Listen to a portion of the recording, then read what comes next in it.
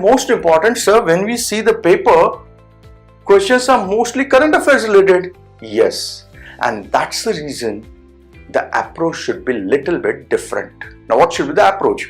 Your approach should be in such a manner that you should cover traditional plus current affairs, so that if any type of question comes in exam, you should not have any problem. Now, traditional things you can cover in your books. And what about current affairs then? So from where I am supposed to cover the current affairs? Now, for current affairs, you can read Hindu, Indian Express, their editorials, और IDSA defence institute की जो website है या फिर MEA ministry of external affairs website, those things you can follow. And most important reason, there's too much relevance of maps. So if you can understand map well, international relations questions you can answer very well. And please remember, when you are writing answers in the mains, wherever possible, I repeat, wherever possible, draw maps. It will give you better marks, but accurate maps. And third, you should practice answer writing, because your knowledge will be tested via answer writing for mains, and for prelims it is practice of MCQ. And most important for all this thing, don't you think you'll have to do revision? That itself means practice and revision are the most important key for UPSC to crack UPSC, whether it is prelims, mains or interview. Then comes the next question. Sir, can we discuss this with any example?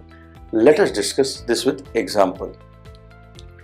Now, this is a question which is a combination of both.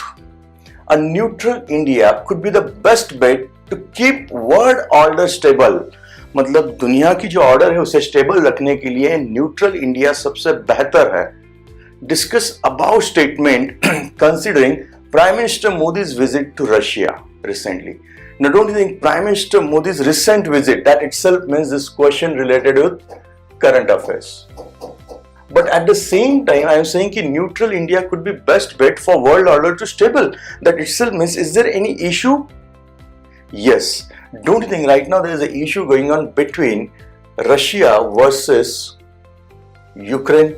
The war is going on for more than 2 years now. Now, India enjoying good relation. Now, listen carefully here. India is enjoying good relation with USA, and USA is the one which is helping Ukraine, and India is having good relation with Russia also. So don't you think India is in a better position to act as a neutral candidate to keep the world order stable? Because it's very difficult to say that USA will blindly trust Russia or vice versa, Russia will trust USA. Then you may say, sir, China is also there, and China-Russia enjoys good relation. Agreed.